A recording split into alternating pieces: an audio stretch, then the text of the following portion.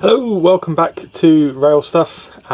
It is marching on through the year, which means that very soon I'll be heading off to my first show of the year.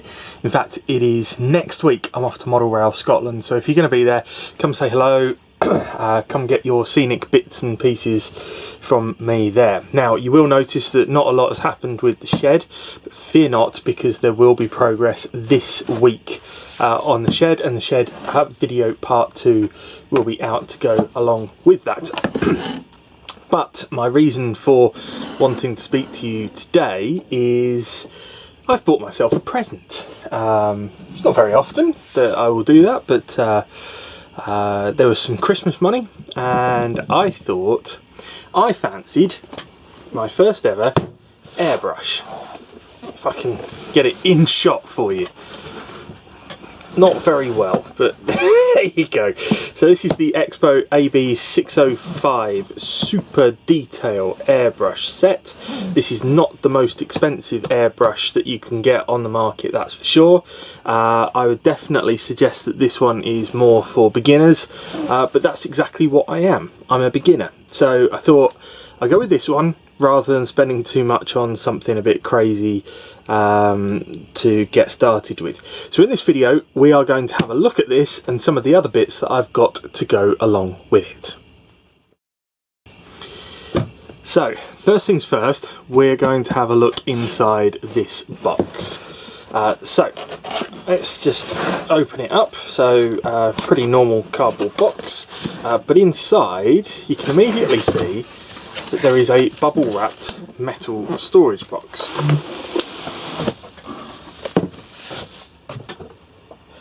So, box to one side, let's take the bubble wrap off as well, and I'm already a big fan of the fact that it comes in a nice metal storage box, because I'm a very messy individual, so some kind of storage box to keep it in is definitely helpful.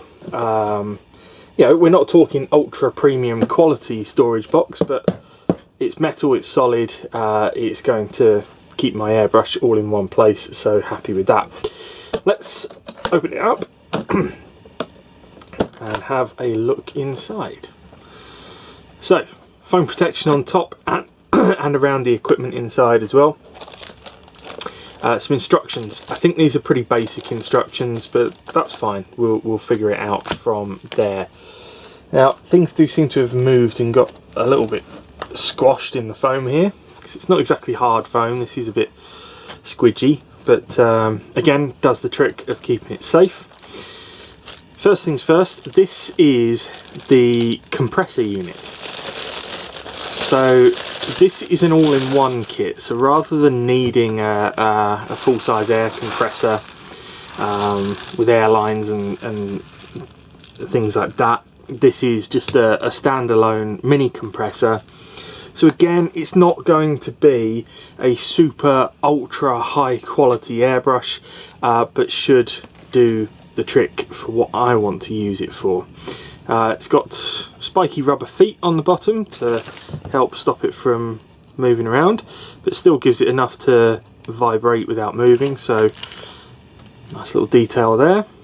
Let's peel the top off. Everyone loves this job, don't they? And there you have it. You got two buttons, on off, so I'm guessing that's the on off button, and a mode button as well, which I'm guessing changes the mode. See, I don't need instructions, me. On this end here, you've got some kind of pipe there. I don't know what that is.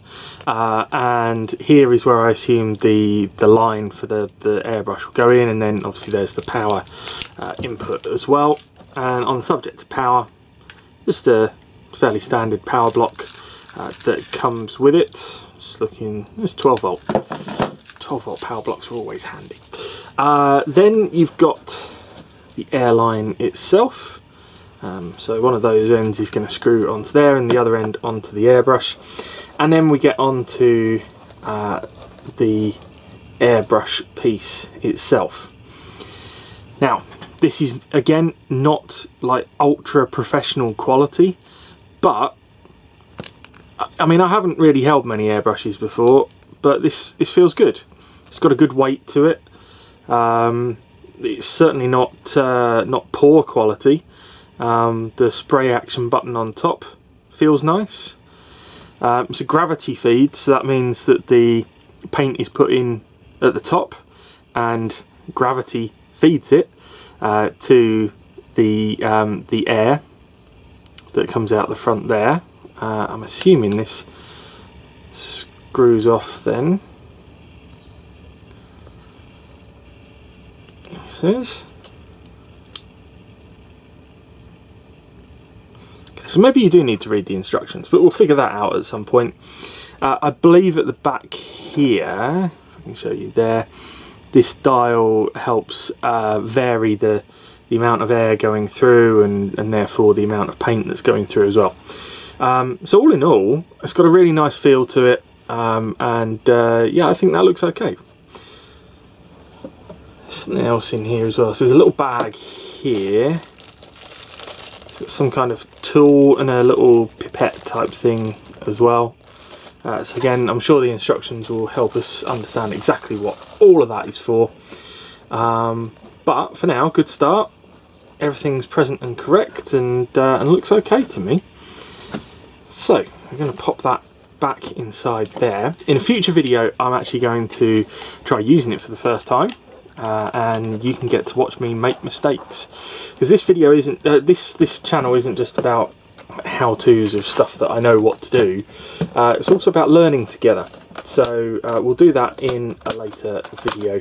But this one, really an unboxing and a look at what we've got. So on that subject, let's take a look at what else I needed to get with this. Now, the instructions on the Expo site say it's a complete kit, all you need is paint. Now that's true, except I would suggest that you also need some thinners and you need some cleaner as well.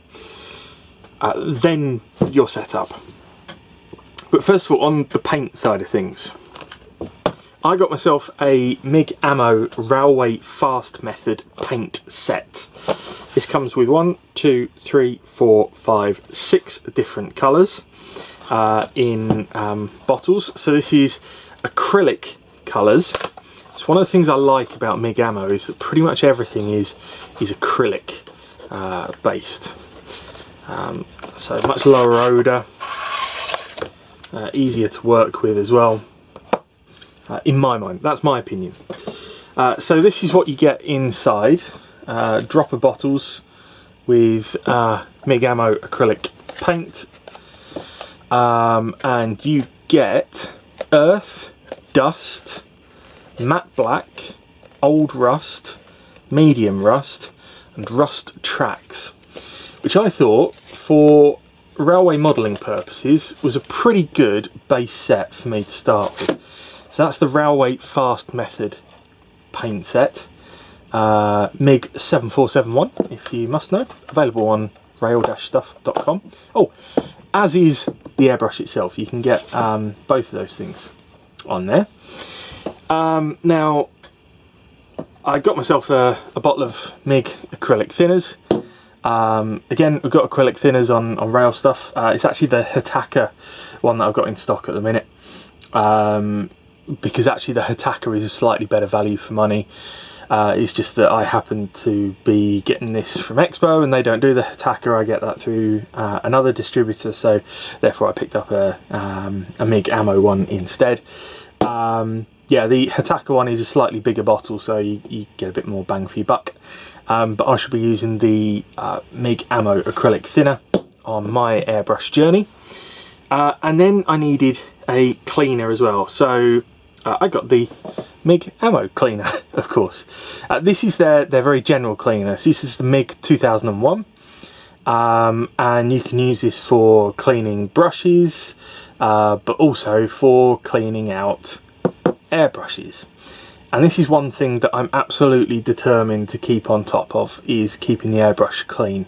When it comes to normal brushes, I'm terrible. And I end up having to throw away so many brushes because I don't clean them. So with the airbrush, I'm determined to keep that clean and to stop that from clogging up.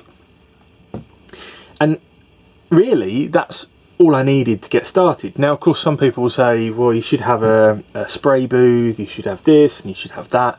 And in time, I will continue to kit up with stuff to improve what I've got. But for now, as a starting point, airbrush kit, which costs you, it's less than £100 for that whole set in a box there, with the compressor and everything. Acrylic thinner, cleaner, and a pack of paints. All of this available through RAILstuff.com, of course. And for me, that's exactly where I got it from. Of course, you wouldn't expect me to get it anywhere else, would you? So that is a brief look at the Expo AB605 airbrush sets. It's a complete airbrush starter set. Looks alright as a starting point for me, so I'm looking forward to giving that a go very, very soon. It will come in handy with the old shed project, that's for sure. On another note, I'm stocking more and more MIG ammo stuff at the moment because, number one, it is superb quality. And the range that they've got is fantastic, and it's growing all the time. Last time I showed you the moss products and the acrylic waters and things like that. Well, I'm also now in the process of changing my weathering brand over to MIG ammo as well. One of the reasons being that they do a really nice set of acrylic washes. So those I've got in stock already, so you can pick up a range of the acrylic washes already. They're really good value, they're really easy to work with. But then I'm also just about to test their pigments. So I'm not ranging these yet, but I think I will be soon. I've got a Track Rust and a Europe Earth weathering pigment for me to try personally, and to see what I think of these. So I haven't done anything with them yet, but I'm really interested to see what these look like and how they perform. So I will update you on that in due course, and no doubt you will see a further extension to the MIG ammo range here at RAILstuff. But for now, that's all for today. Thank you very much for watching. If you want to grab any of this stuff, you know where to go. And please don't forget to hit like and share and subscribe and all the YouTubey kind of stuff that makes my life easier. In the meantime, hopefully I'll see you at Model Railway Scotland. If you want to order anything, you can collect at Model Rail Scotland, or any of the other upcoming shows as well. Just select the option under delivery. If not, place an order and I'll ship it out to you as quickly as possible. But for now, thank you very much for watching. I'll see you soon.